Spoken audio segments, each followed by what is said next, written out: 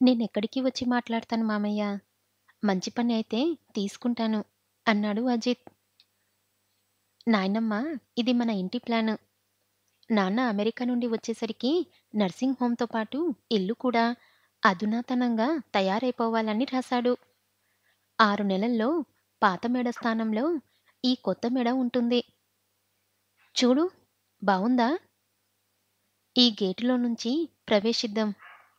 ఇంట్లోకి ఇది car ఆగడానికి portico. ఇది కారిడార్. ఉత్సాహంగా మనవడు చెప్తుంటే యశోదమ్మ ముఖంలో మాత్రం ఉత్సాహం విరియలేదు. నిర్లిప్తంగా అంది. ఇది ఇలాగే ఉంటే నా ఇంట్లో నేనున్నాననే తృప్తితో కన్ను మూస్తాను. పునాదులతో సహా పెళ్లగించి కొత్తగా కడితే నాది అన్న భావమే పోయి ఎవరో పరాయింట ఉన్నట్టుగా అనిపిస్తుంది. ఈ కొద్ది రోజుల కోసం ఈ ఇంటిని ఇలాగే ఉంచండిరా. అజిత్ విస్మయంగా, కొత్తగా కట్టినంత మాత్రాన ఇది నీ ఇల్లు కాక పరాయి ఇల్లు ఎలా అవుతుంది నాయనమ్మా? అని అడిగాడు. లక్షల డబ్బు గుమ్మరించి మీ నాన్న కట్టిస్తే మేడ అతడిది కాక నాది అవుతుందా? అజిత్ మరింత విస్మయానికి లోనయ్యాడు. నాన్నే నీ కొడుకైనప్పుడు నాన్నదంతా నీది కాదా నాయనమ్మా? నా కొడుకు అనే స్వతంత్రం కూడా మిగల్చలేదుగా నాన్న మాకు? 15 ఏళ్ళు వచ్చే వరకు మా మాట ఏం విన్నాడో. మీసాకట్టు ఇలా మొలించిందో లేదో, వాడిదంతా స్వతంత్రం, వ్యక్తిత్వమైపోయింది. ఒక్కడే పిల్లాడు. 10వ తరగతి వరకు చదివించి ఇంటి పట్టునే మా కళ్ళ ముందుంచుకొని పొలాల్ని అప్పగించాలని అనుకున్నాం. మా ఆలోచనలతో నిమిత్తం లేకుండా వాడి భవిష్యత్తుకు రూపం వాడే ఇచ్చుకున్నాడు. డాక్టర్ చదవడం తన జీవిత ఆశయమని పట్టుబట్టాడు. వాడిని పై చదువులకు పంపించి ఒంటరిగా పల్లెల్లో మేమెలా ఉండగలమని ఇక్కడ మేడ కొని మేము వాడితో వచ్చేశాం. డాక్టర్ చదివాడు. కొడుకు గొప్పవాడై తెగర్వించని తల్లిదండ్రులెవరు? మాకు ఆ గర్వించే అవకాశమే ఇవ్వలేదు వాడు. మేం చేసిన పిల్లను తనకు తగదని వదిలేసి మరో పిల్లని చేసుకొని ఈ దేశమే విడిచి వెళ్ళిపోయాడు. మీ నాన్నదంతా ఆధునికం, పాత సాంప్రదాయాలు, కట్టుబాట్లు. మతం మనిషిని సంకుచితపరుస్తాయి అనేవాడు. మనిషి ఎప్పుడూ ఒక చిత ఆగిపోకూడదు. ముందు ముందుకు వెళ్ళిపోతూ ఉండాలనేవాడు. అలా వెళ్ళిపోతూ తల్లిదండ్రులను, వాళ్ళ ప్రేమను కూడా వదిలేసి ముందుకు వెళ్ళిపోయాడు. కానీ చిత్రంగా నీకు వాడి పోలికలు రాలేదు. రక్త సంబంధం పట్ల నీకొక ఆత్మీయ భావం ఉంది. ఈ వృద్ధాయపు చివరి క్షణాల్లో నువ్వే ఒక చిరు దివ్వెను మిగిలావురా నాకు. నువ్వు దేవుడు ఉన్నాడని మొక్కుతావో లేదో గాని, దేవుడు లేడని అహంకారివై వాదించక చూడలేదు నేను. నీ దేశాన్ని డర్టీ కంట్రీ అని తిట్టుకోగా వినలేదు నేను. నాకిదే గొప్ప సంతోషంగా ఉంది. నేను కూడా గుడ్డిగా ఏది నమ్మను నాయనమ్మా. మన హిందుత్వాన్ని అర్థం చేసుకోవడానికి మన తత్వగ్రంథాలు, పురాణాలు చదువుతున్నాను. భగవంతుడి ఉనికి పట్ల ఈ సంశయం, నాస్తికవాదం ఒక మన హిందువులోనే చూస్తున్నాన్రా. క్రిస్టియన్ ఎంత చదువుకున్నా తన మతాన్ని విడిచిపెట్టడం లేదు. తన దేవుణ్ణి సంశయించడం లేదు. మహమ్మదీయుడు తన మతాన్ని విడిచిపెట్టడం లేదు. తన మతధర్మాలను అతిక్రమించడం లేదు. మతం మనిషి మౌఢ్యానికి చిహ్నంగా వాళ్ళెవ్వరూ భావించడం లేదు. వాళ్ళు తమ మతాన్ని ప్రేమిస్తూ పక్కనున్నవాణ్ణి కూడా తన మతంలోకి లాక్కోవడానికి చిహ్నం. మతం వదిలేయడం అభ్యుదయం. దేవుడు లేడు, దయ్యం లేడు అని వాదించడం చాలా గొప్పవాళ్ళు చేసే పని.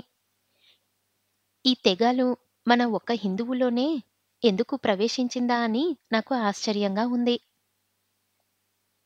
మర్నాడు మనవడు స్నానం చేసి కనుబొమ్మల మధ్య ఎర్రటి కుంకుమ బొట్టు పెట్టుకొని ఉండటం ఆశ్చర్యంగా చూసింది యశోదమ్మ.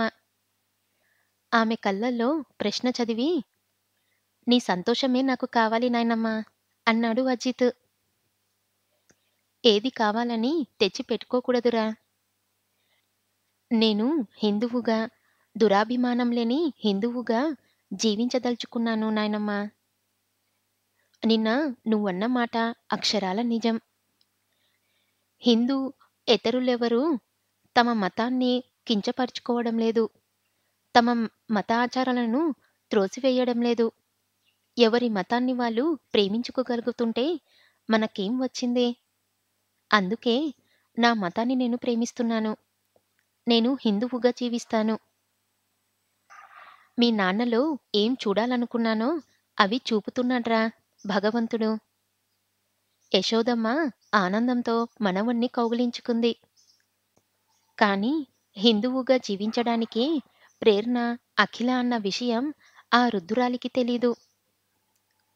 "అమ్మా" చాటలో బియ్యం పోసుకొని బాగు చేసుకుంటున్న కాంతమ్మ చివ్వున తలెత్తింది. "ఓ మీరా? విశ్వేశ్వరయ్య గారు బావున్నారా?" "ఆ, పిల్లలింకా కాలేజీ నుండి రానట్టున్నారు?" "రాలేదు. వచ్చే వేళ అయింది. కూర్చోండి." అక్కడే ఉన్న కర్ర కుర్చీలో కూర్చున్నాడు విశ్వేశ్వరయ్య. పక్కనే ఉన్న బట్టకి కుర్చీ దూరంగా జరుపుకొని, "కాలేజీలకు సెలవులిచ్చి పిల్లలు ఇంటికి రావడానికి ఆలస్యం అయ్యేటట్టుంటే మధ్యలో ఒకసారి వచ్చి పిల్లల యోగక్షేమాలు కనుక్కొని అవసరమైనవి కొనుక్కోవడానికి డబ్బులిచ్చి పోతుంటాడు విశ్వేశ్వరయ్య. ఇప్పుడు అందుకే వచ్చాడు. ప్రయాణాలు చేసినా ఊళ్ళో ఉన్న ఆయన కాళ్ళకు చెప్పులుండవు. తోలు చెప్పలే కాక ప్లాస్టిక్ చెప్పులు తయారవుతున్న ఈ కాలంలోనూ ఆయన పద్ధతిలో మార్పు రాలేదు. బయటికి వస్తే కాస్త తెల్లటి పంచ, ఆయన పద్ధతిలో మార్పు రాలేదు. బయటికి వస్తే కాస్త తెల్లటి పంచ కట్టుకొని భుజం మీద ఉత్తరీయం ఒకటి కప్పుకుంటాడు. ఎక్కడికి వచ్చినా స్నానం చేస్తే తప్ప నోట్లో పచ్చి మంచినీళ్లు కూడా పోసుకోడు. ఆయన సంగతి తెలుసు కాబట్టి ఎవరైనా ఇంటికి వస్తే సాధారణంగా జరిపే మర్యాదగా టీనో, కాఫీనో ఇవ్వడం లాంటిదేం చెయ్యలేదు కాంతమ్మ. ఆవిడ ఆ సంగతి, ఈ సంగతి చెప్పి చివరికి కడుపుబ్బరం పట్టలేని దానిలా అజిత్ ఈ ఇంటికి రావడం, అందువల్ల స్నేహితురాల మధ్య వచ్చిన తగాదా అంతా చెప్పింది పూసగుచ్చినట్టుగా. "మా నీరజ, మీ అఖిల మా ఇంట్లో ఉండబట్టి 2 సంవత్సరాలయిపోయిందా? ఒక్కనాడు వాళ్ళ మీద చెడు చెప్పే అవసరం కలగలేదు. కలగనివ్వలేదు ఆ పిల్లలు. వాళ్ళ చదువేమో వాళ్ళ కాలేజు అంతే అన్నట్టుగా చక్కగా ఉన్నారు. ఏనాడు పోట్లాడుకొని ఎరగరు. ఇప్పుడు అతడి మూలంగా పోట్లాడుకొని మాటలు మానేశారు. ఇందులో తప్పు మా నీరజదే అంటాను. ఆడపిల్లలున్న ఇంట్లోకి ఆ అబ్బాయిని పిలిచి కూర్చోబెట్టడం మర్యాదైన సంగతేం కాదు. హఠాత్తుగా ఎవరైనా చూస్తే ఏమనుకుంటారు?"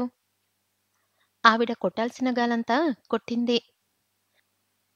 "మా ఇంట్లో మా మీద భరోసాతో ఉంచారు కాబట్టి మీకీ సంగతి చెప్పాల్సి వచ్చింది గాని లేకపోతే చెప్పేదాన్ని కాదు" అంటూ ముగించింది. మా అఖిల కంటే నీరజ తెలివైంది. ప్రపంచం గురించి బాగా తెలిసింది. ఆమె తన ఇంటి పరువు మర్యాదలను తన మీద భరోసాతో వదిలిపెట్టినా పిల్ల పరువు మర్యాదల మంటగలిపే పనెప్పుడు చెయ్యదని నా నమ్మకం. మర్యాద కోసం ఆ అబ్బాయిని ఇంట్లోకి పిలిచి ఉంటుంది. అది పెద్దగా తప్పు పట్టాల్సిందేం కాదు. కానీ మరోసారి ఈ పరిస్థితి రానివ్వొద్దని చెప్తాను ఆమెకు" అన్నాడు విశ్వేశ్వరయ్య. కాలేజీ నుండి వచ్చారు నీరజ, అఖిల. "నమస్కారం బాబాయ్ గారు" అంది నీరజ. "చిరంజీవ బాగున్నారా అమ్మా?" "ఆ, చాలాసేపయిందా మీరొచ్చి?" "అరగంట మించలేదు." అఖిల తాళం తీసి తలుపులు తెరిచింది. విశ్వేశ్వరయ్య లేచి గదిలోకి వచ్చాడు. కుర్చీ కాలు జరిపేసి ఆయన్ని కూర్చోబెట్టింది నీరజ. ఒక గంట గడిచింది. ఇక్కడివి ఆయన, అక్కడివి వీళ్ళు యోగక్షేమాలు, మంచి చెడ్డలు కనుక్కోవడం అయిపోయింది. బాబాయ్ గారు, మీరు రాత్రికి ఏం వంట చేసుకుంటారు? ఈరోజు ఏకాదశి కదమ్మా! వంట, భోజనం ఏమీ లేదు. కాసేపయ్యాక అలా వెళ్ళి కాసిన్ని పళ్ళు ఏవైనా దొరికితే తెచ్చుకుంటాను. ఎక్కడైనా ఓ పావుసేరు పాలు దొరుకుతాయేమో చూడమ్మా! పాలు, పళ్ళు తప్ప ఇంకేం తీసుకోను ఈ రాత్రికి. అయ్యో! పాలు ఎవరికైనా పోసేసుకుందో ఏమో గేదెల గౌరమ్మ. గ్లాసు, డబ్బులు తీసుకొని గబగబా పరిగెత్తింది నీరజ. 10 నిమిషాల్లో తిరిగి వచ్చింది పాలతో. మీ అదృష్టం బాగుంది బాబాయ్ గారు. పాలు దొరికాయి. రాత్రికి స్నానం చేసి పాలు, పళ్ళు తీసుకోవడం కూడా అయింది. జరిగిన సంగతి నీరజో, అఖిలో చెప్తుందనుకున్నాడు విశ్వేశ్వరయ్య. కాని ఇద్దరిలో ఎవ్వరూ ఆ సంగతి ఎత్తలేదు. ఏమ్మా నీరజ! వచ్చినప్పటి నుండి చూస్తున్నాను. మీరిద్దరూ మాట్లాడుకోవడం లేదేమిటి? అడిగాడు తీగ కదుపుతున్నట్టుగా. తనే మాట్లాడటం లేదు. ఫిర్యాదు చేస్తున్నట్టుగా అంది. ఎందుకు మాట్లాడటం లేదు అఖిల? తననే అడగండి నాన్నగారు. అఖిల చదువుతున్న పుస్తకంలోకి తల దించుకొని అంది. ఏంటమ్మా నీరజ! ఎందుకు మాట్లాడటం లేదు? నేను అంతా చెప్తాను బాబాయ్ గారు. తప్పు నాదైతే నన్ను దండించండి అంటూ ఆ రోజు అజిత్ కాలేజ్ దగ్గర కనిపించి అయోమయంలో పడిన తమని ఇంటికి తీసుకెళ్లడం, వాళ్ళ నాయనమ్మ ఎంతో ఇదిగా ఆదరించడం, వచ్చేటప్పుడు కారులోనే పంపడం, మర్యాద కోసం తను అజిత్‌ని ఇంట్లోకి రమ్మనడం, అఖిల తన మీద దుమదుమలాడటం అంతా పొల్లుపోకుండా చెప్పింది నీరజ. వాళ్ళతో మనం సంబంధం పెట్టుకోవాల్సిన మనుషులు కాదమ్మా! కానీ ఆ సమయంలో అతడి సహాయం తీసుకోకపోవడం కూడా అవివేకమనిపించేది. జరిగిన దానికి ఇప్పుడు తప్పొప్పులు నిర్ణయించడం అనవసరం. ఇక ముందు మాత్రం ఎలాంటి పరిస్థితిలోనూ వాళ్ళతో పరిచయాల్ని పెంచుకోవద్దు. వాళ్ళతో సంబంధం పెంచుకోవాలని నాకేం కోరిక లేదు బాబాయ్ గారు. కానీ వాళ్ళు అంత హీనమైన మనుషులని మీ అభిప్రాయమా? నీరజ బాధపడుతూ అడిగింది. హీనులు, నీచులు అని కాదమ్మా! వాళ్ళ జీవన విధానం, జీవితం పట్ల వాళ్ళ దృక్పథం వేరు. వాళ్ళకి మనకు ఎప్పటికీ కుదరదు. పోతే వాళ్ళ వల్ల త్రిపురకు జరిగిన అన్యాయం సామాన్యమైనది కాదు. అంతా మర్చిపోయి వాళ్ళతో సంబంధం ఎలా పునరుద్ధరిస్తాం? త్రిపురత్తకు అన్యాయం చేసినవాడు ప్రస్తుతం ఈ దేశంలోనే లేడు. అతడొక్కడు చేసిన తప్పుకు ఆ తప్పు చేసేనాటికి పుట్టని అతడి కొడుకు, ఆ తప్పుతో ఎలాంటి ప్రమేయం లేని అతడి తల్లి ఎలా దోషులవుతారు? కుటుంబంలోని ఒక వ్యక్తి చేసిన మంచిని అనుభవించినట్టే చెడుని కూడా అనుభవించాల్సిందేనమ్మా! ఒక్కడు చేసిన తప్పుకు కుటుంబంలోని అందరికీ శిక్ష విధించాలనడంలో నాకు న్యాయం కనిపించడం లేదండి. పాపం మీ మేనత్తగారు మిమ్మల్ని అందర్నీ పేరు పేరున ఎలా అడిగిందో, ఎంత అపేక్షగా గతాన్ని నెమరు వేసుకుందో. ఆవిడకు ఇంత వయసొచ్చినా, ఇన్నేళ్లు ముఖచూపలు లేకపోయినా పుట్టింటి మీద మమకారం పోలేదు. ఆవిడ ఆవేదన చూస్తే నాకు చాలా బాధ అనిపించింది బాబాయ్ గారు. అలాంటి కొడుకుని కన్నందుకు ఆవిడకా శిక్ష తప్పదు మరి. పడగ శత్రువు, పాము చుట్టమవుతుందా? మీరు చాలా నిర్దయంగా మాట్లాడుతున్నారు బాబాయ్ గారు. జీవితపు చివరి ఘట్టంలో ఉన్న ఆవిడ మీద ఇంత కాఠిన్యం తగదు. ఇప్పుడిప్పుడే మా త్రిపురకి జరిగిన అన్యాయాన్ని మర్చిపోగలుగుతున్నాం. ఈ సమయంలో ఆ అబ్బాయి మా ఊరికి వచ్చి మమ్మల్ని కలియడమే బాగుండలేదు. ఎప్పుడో ఆ బంధుత్వం తెగిపోయింది. ఇప్పుడు ఎలాంటి పరిస్థితిలోనూ అతుకపడదు. నీకు, అఖిలకు నేను ఒకటే చెప్తున్నాను.